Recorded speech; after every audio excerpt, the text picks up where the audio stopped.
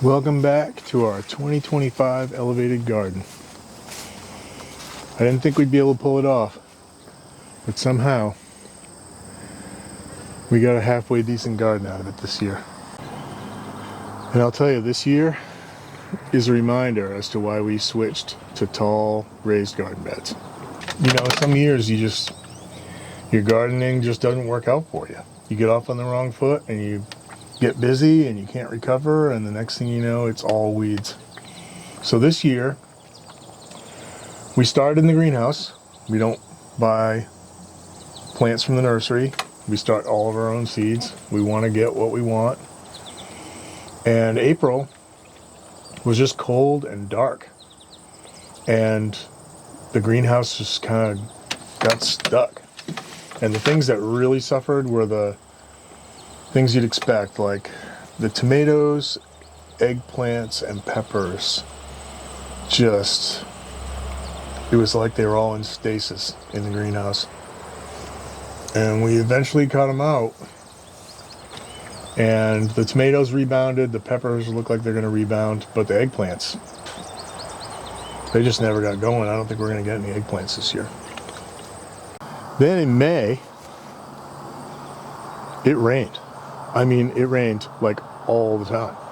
We had the 10th rainiest May in Maine since 1939. And every time I came out here, there was an inch of standing water everywhere. And I'd walk around for 10 minutes and I'd have 2.5 pounds of clay on each foot. In July, it stopped raining. And now, the soil we used to garden in, look what it becomes when that happens.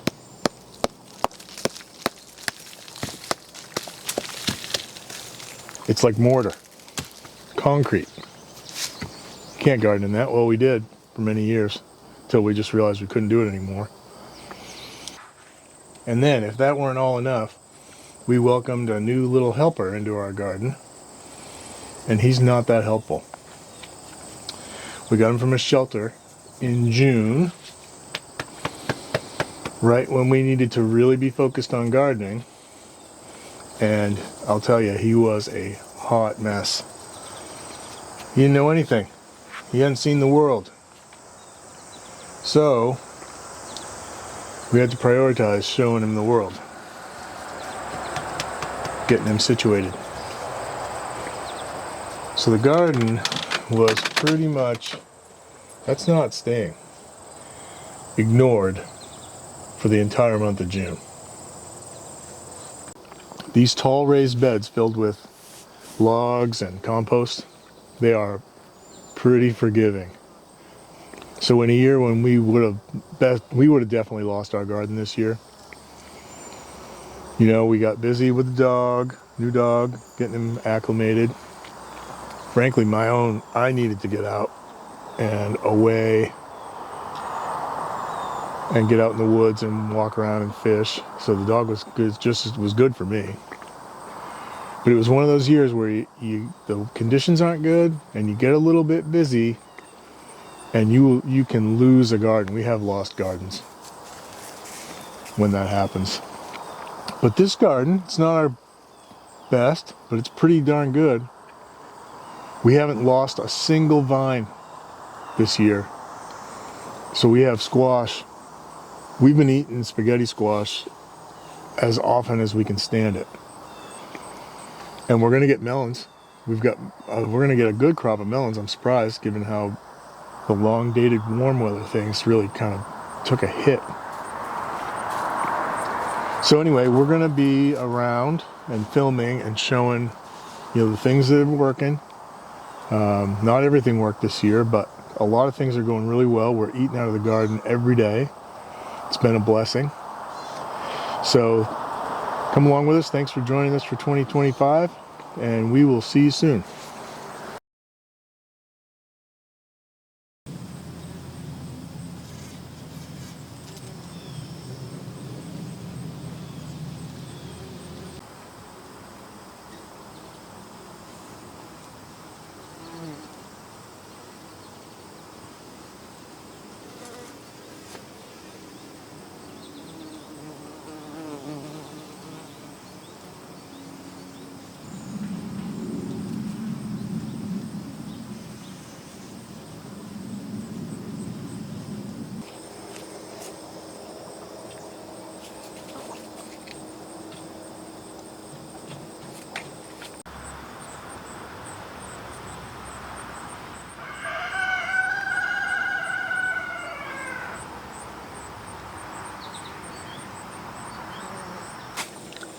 All right, this is going to require a little bit of explanation. So we had a big fail with the onions. I left the onions in last fall, the onion sets, just because I was getting irritated with keeping them. Our root cellar, they dry out just a little bit.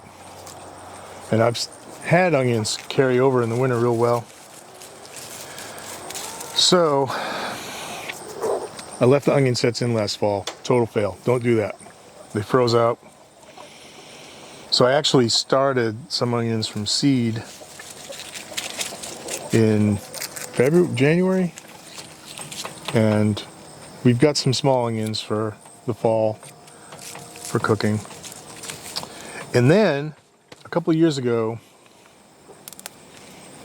we planted an ornamental lamb's quarters. Don't ask me why. We did it. And it actually, it's pretty cool looking. It's got this purple. It's pretty. And really the original one was much more purple than that, or fuchsia. What is that? I don't know. But other than that, it's just lamb's quarters. It has since hybridized with the wild lamb's quarters, which is more green, so the colors are fading. It's been 4 years since we did that. But it keeps coming back once you have it. We do eat some of it, and the chickens love it. It's good for them. So this is a Lakota squash. Last year we grew 2 plants, and they each gave us 1 squash. And then the vine borers killed them off. It was sad. This year, as I'm standing here, you can see 1, 2, 3, 4, 5, 6, 7. 7 squashes, 8 squashes off of 1 vine. And this vine is now, I'm looking at it, goes over there. It might be 20 feet long. Look down in here. It's flawless. I shouldn't say that. Oh, they're in there. Damn it. Well, plan B. That happened last year and I beat it. I will beat it this year. This is all lettuce. Bunch of different varieties. I can't remember. Cimarron.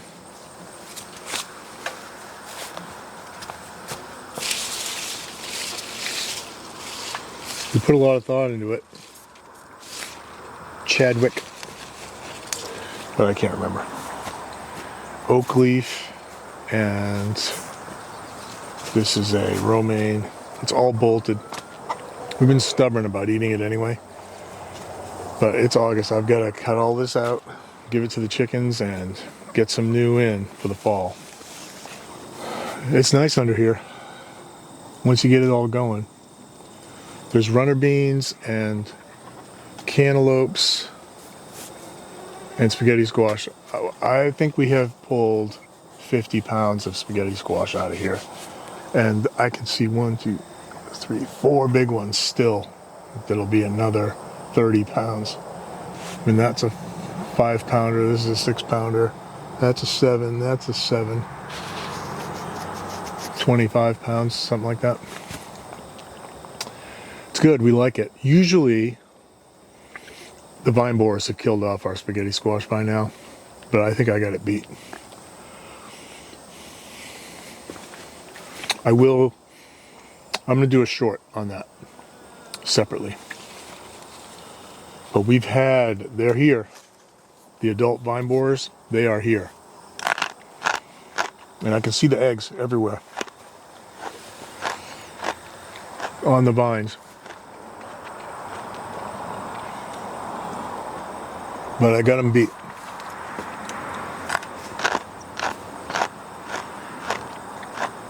You're not going to believe how easy it was. We got all kinds of pole beans going. These are cave beans, which I usually dry them and make soups. But if you get them now,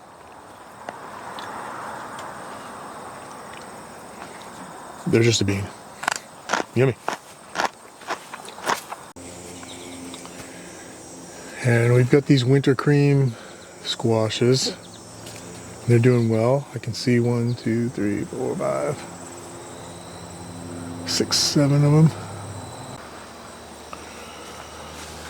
And I think there's a couple little darlings melons in here.